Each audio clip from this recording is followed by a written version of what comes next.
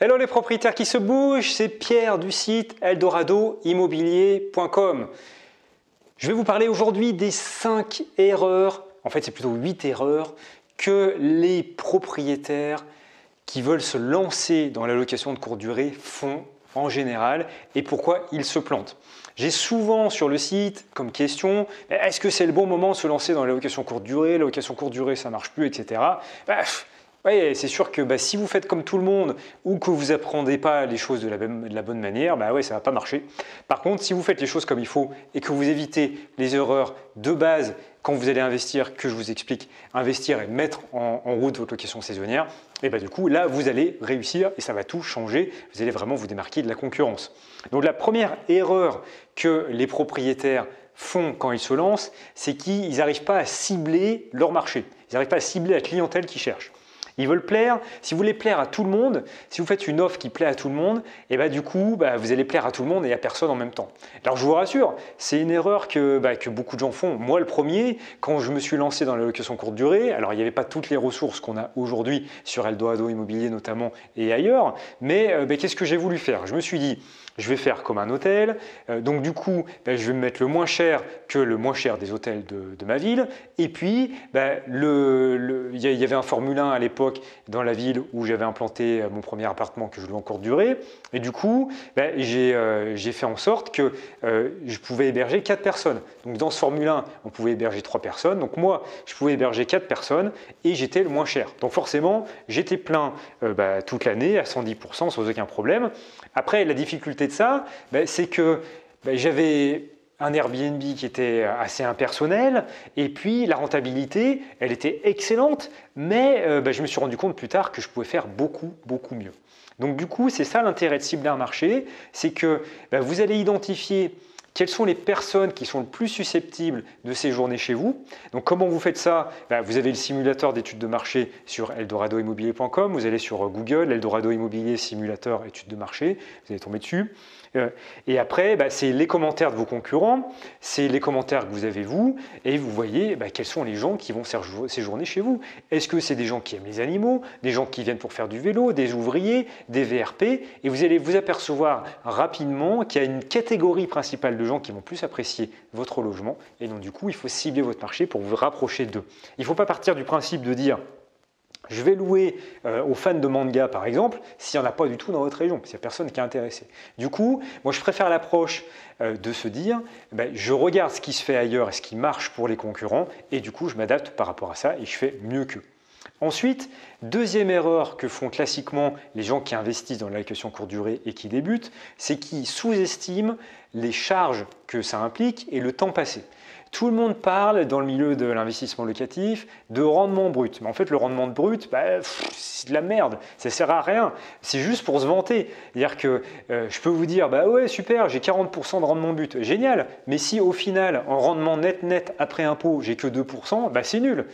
Donc du coup, moi je calcule toujours, et je vous invite à le faire, à calculer en rendement net après impôt, et c'est ça qui est important. Et donc du coup, il y a des charges qui sont associées à la location courte durée, la cotisation foncière des entreprises, la CFE, mais aussi tous les consommables, l'eau, l'électricité, Internet. Donc tout ça, c'est des choses qui s'accumulent. Si vous ne contrôlez pas ces charges, ça peut devenir assez conséquent. Si vous passez par une conciergerie, on passe encore le niveau supérieur des charges, et donc du coup, il faut faire vraiment attention à ça, il faut contrôler ça. Ensuite, c'est le temps que vous allez y passer. Il y a énormément de propriétaires qui, c'est leur vie, la location saisonnière, et ils passent tout leur temps là-dedans. Ils ne partent pas en congé, rien du tout. On peut mettre en place des systèmes d'automatisation et de délégation pour maîtriser ce temps-là, mais au début, pour mettre en place ce système, vous devez y passer du temps. Oui, la location courte durée prend plus de temps à installer que la location meublée à l'année. Ça me paraît une évidence. Ceux qui peuvent dire l'inverse, je ne vois pas comment c'est possible. Mais par contre, ce qui est vrai aussi, c'est que le rendement est là.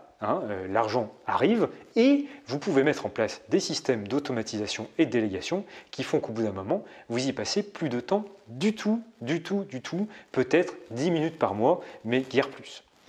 Ensuite, ça rejoint un peu ça aussi, mais il y a beaucoup d'investisseurs qui ne se mettent pas les moyens pour aller louer.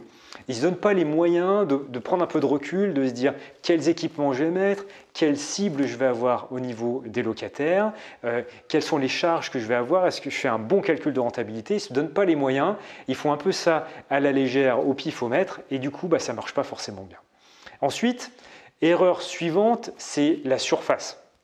C'est vrai que les petites surfaces, c'est le plus rentable, c'est clair et net, mais il y a quand même des limites. C'est-à-dire que trop petit, la boîte à sardines, ça marche bien dans le cœur de Londres, éventuellement à Paris si vous arrivez à louer en fonction de la réglementation, mais voilà, partout ailleurs, la surface, c'est le luxe. Donc moi je me fixe, c'est à titre personnel, ce n'est pas du tout réglementaire, mais je me fixe un minimum de 20 mètres carrés pour chacun des appartements que je loue en courte durée ou que je peux sous-louer. 20 mètres carrés, ça me paraît vraiment un minimum. La boîte à sardines, style voilà, location saisonnière, l'été ou l'hiver à la montagne, où on est à 8 dans les fameux 20 mètres carrés, ouais, ça marche encore bien à la montagne parce qu'il n'y a pas beaucoup d'offres, mais voilà, d'une manière générale, il faut éviter. Le luxe, c'est la surface, donc il faut trouver un juste milieu entre rentabilité et surface, mais il ne faut pas commettre l'erreur de vouloir entasser un maximum de gens au même endroit. L'erreur suivante que font les investisseurs dans la location saisonnière, c'est de ne pas mettre l'accent sur la déco. Alors je ne vous dis pas qu'il faut dépenser des milliers et des milliers d'euros, engager une décoratrice d'intérieur pour faire de la déco. Ça, c'est aussi une deuxième erreur, c'est-à-dire faire trop et faire pas assez, c'est aussi une erreur. Mais des petites touches, ça c'est vraiment important. Un élément de déco artistique, un lait de tapisserie qui est différent sur une partie de la pièce pour la mettre en valeur. Un grand tableau, un bibelot, des coussins colorés sur un lit, ça c'est des éléments qui font la différence sur les photos et qui provoquent un effet, je vais dire, waouh quand les gens arrivent dans votre location saisonnière, et c'est ça qu'il faut rechercher. Il y a beaucoup de propriétaires qui passent à côté de ça. C'est la même chose pour l'erreur suivante qui est les équipements. Je ne vous dis pas qu'il faut équiper votre location avec le méga luxe, tous les équipements possibles, mais il y a quand même des indispensables. Pour faire la cuisine, c'est quelque chose de non contournable et non négociable parce que les gens choisissent une location saisonnière, une location courte durée pour pouvoir faire la cuisine pendant qu'ils sont en déplacement ou en vacances. Et donc du coup, si vous passez à côté de ça et que vous avez vraiment la pauvre plaque de cuisson, un seul feu, pas de micro-ondes, ça va vraiment être limité, ça va vraiment être un facteur limitant. Ayez aussi les ustensiles de cuisine qui vont avec. Et c'est pareil pour la chambre, c'est le deuxième endroit où les gens passent le plus de temps. Ça vaut le coup d'investir dans un matelas qui soit quand même de qualité au moins moyenne. Évidemment, l'erreur suivante, mais on la voit encore, c'est de ne pas proposer Internet. Vraiment maintenant, les gens, quand ils se déplacent, il leur faut Internet, ils l'exigent, ils l'attendent, ils le veulent. Même pour des séjours en famille, pour les vacances, pour les gens, c'est tellement agréable de mettre les gamins devant la télé. Alors, c'est un peu non consensuel de dire ça, mais c'est quand même la vérité des choses. S'il n'y a pas de Wi-Fi et suffisamment de prises pour brancher tous les appareils de tout le monde, vous allez avoir des problèmes dans les commentaires et ça ne va pas être bon pour vous. Dernier point, dernière grosse erreur que font les locataires, et c'est une erreur que j'ai faite moi aussi, je vous en ai parlé au début de la vidéo, c'est de mal fixer vos tarifs. Soit les mal fixer en les mettant trop cher, mais aussi en les mettant pas assez cher. Si vous mettez vos tarifs pas assez chers, vous allez être flatté parce que vous allez avoir beaucoup plus de demandes de réservation que ce que vous pouvez accepter. Donc vous allez vous dire, ouais, je suis trop fort, ma location est super bien, je peux remplir 2 ou 3 locations comme ça. Ben oui, ok, c'est bien, mais c'est bien si vous démultipliez votre patrimoine et donc du coup vous exploitez ce potentiel.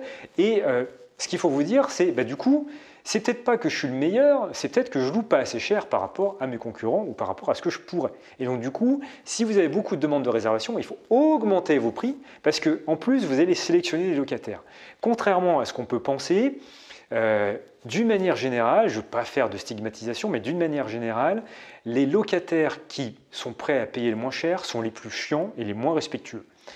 Les locataires qui payent plus cher, je ne sais pas pourquoi, parce qu'ils pourraient être en droit d'attendre plus de services, ce sont les gens les plus agréables d'une manière générale et qui vont être le plus respectueux de votre hébergement. Donc du coup, n'hésitez pas à faire des tests, d'augmenter vos tarifs si vous avez beaucoup de demandes. Vous allez voir, vous allez y gagner. Moi, il y a quelques années, j'ai doublé du jour au lendemain mes tarifs de réservation et j'ai doublé ma rentabilité parce que j'ai continué à louer à 100% grâce aux stratégies marketing qu'on enseigne sur Eldorado Immobilier.